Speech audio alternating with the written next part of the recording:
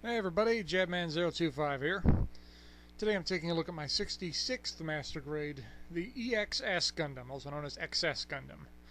This is from a Gundam novel series called Mobile Suit Gundam Sentinal. It takes place between Zeta Gundam and Double Zeta in UC 0088. And this is one of the biggest Master Grades ever made. And also in this kit, I have gotten a conversion kit, the Neograde Patchwork Conversion Kit for the XS Gundam. What is a conversion kit? A conversion kit does one of three things to a model kit. Changes what it is, changes its appearance, or adds an accessory. In this case, it just changes the appearance. Most of them come out of Hong Kong or are made by separate parties other than Bandai. Bandai does make some in the B Club, but most of them are separate, and usually they're expensive, but I got this one at a pretty good price. Now, to start off, the first thing they actually have you build is the stand. And just as some size comparison, the stand is bigger than an average Master Grade. For this kit, will not stand on its own. You need the stand. It will always be on the stand. So for the conversion kit, the first part you get is a new crotch piece. In the original kit, it would be a more orange color.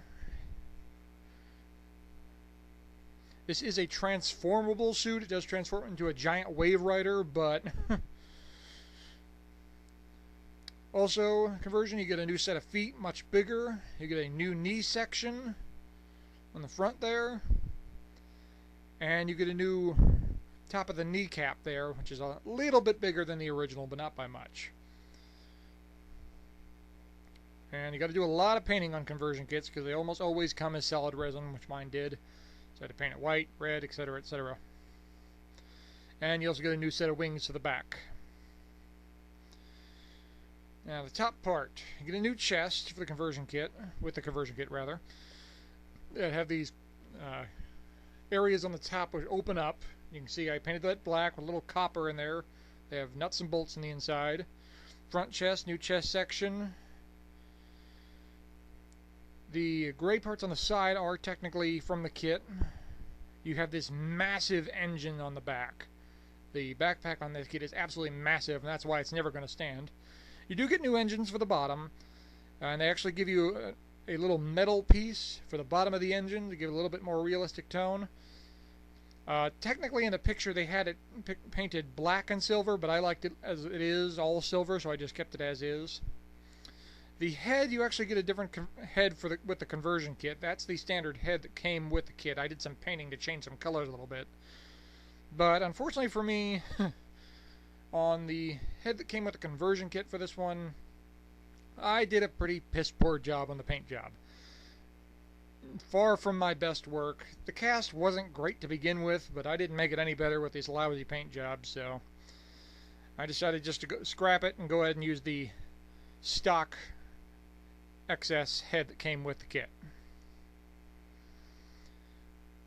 And you can see the thing pretty much put together except for the arms and the shoulders. You can just get an idea of this is a pretty massive kit.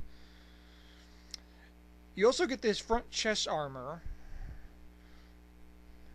that is partially a conversion kit and partially came with the kit. And the idea is it's supposed to go on the front of the chest like this.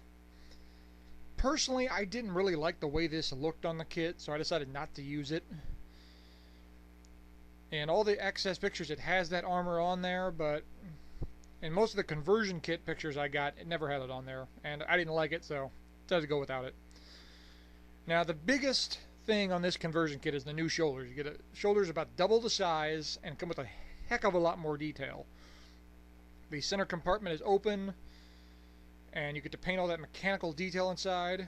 You get these thrusters on the back. That is part of the Wave Rider mode, but that's stock. I just repainted part of it.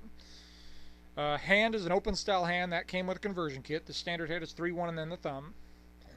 And here you see the thing all put together. This is before detailing or any decals, and you can see it's pretty massive. There's a lot of recoloring I had to do on this kit, so a lot of different paints I had to do. This was a very, very, very extensive project. Detailing paint, I just went in different areas and fixed some of the problems, most of which you can't even see, but I just wanted to make sure they looked right. Added a little bit more red on the knees to fix some areas. That white section you see on the shoulder there, I had to clean that up a little bit more. I went and changed those thrusters on the backpack to the top is blue and black just because I thought it'd look neat. But mostly detail work, wasn't that extensive. And here you see the final product, all decaled up. The conversion kit came with a nice set of decals, and I decided not to use any stickers, but I did use a lot of the water slide decals that came with the conversion kit. You can see the only real decal that has to go in a certain place is that Gundam system there, because it kind of makes the illusion of the original decal, the Gundam system with the circle, with that white semicircle on the left shoulder.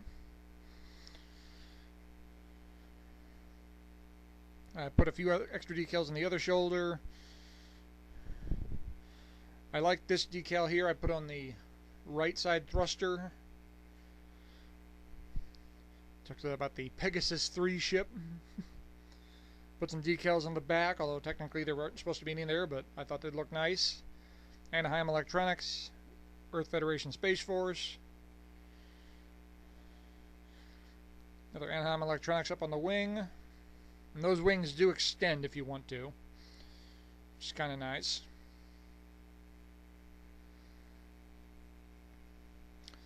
Accessories, you get a core fighter. It's standalone, comes with a attachment. You can attach onto the base if you want. I personally am not going to do it, but if you want it there, you can have it. You get 2 beam sabers.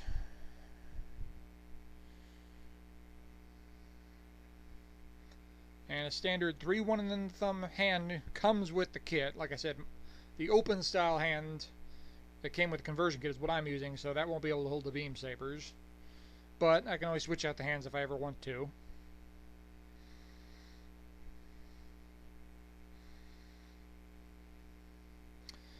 The blades are actually a clear blue, which is different for a change. And the handles can be stored in the knees if you want.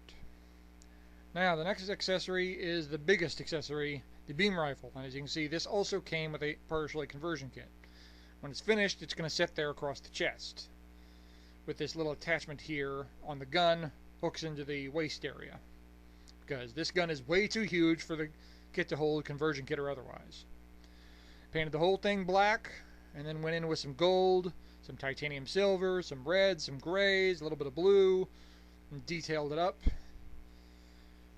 And I just kind of let myself run wild with this one. I put whatever color I wanted, wherever I wanted.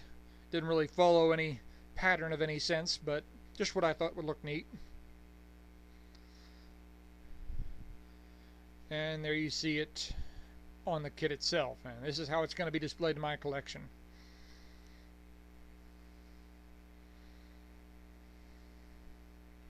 And one last scale size, you can see this kit is absolutely massive. Final thoughts on this kit. I'm giving this kit a thumbs up, but conversion kit or otherwise, realize that this kit is the golden cinder block. Like gold, it looks really neat. You want to look at every detail. It's beautiful to look at, but like a cinder block, it just sits there. There's no real posability on this. With my conversion kit, this kit will not transform. It's just going to sit there like a brick. But even if you don't get a conversion kit, you'll probably never want to transform this because it's such a gigantic pain. But it's a fun kit. Just realize what it is. A giant brick. Well, thank you for watching. I hope you enjoyed the video. Let me know what you guys think of the kit. I always love reading those comments, you know that. If you have any questions about the kit or the conversion kit, I'll answer them to the best of my ability.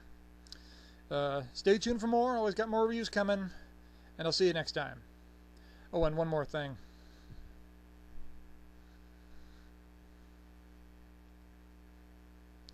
You know, between you and me, shelf space is at a premium around here.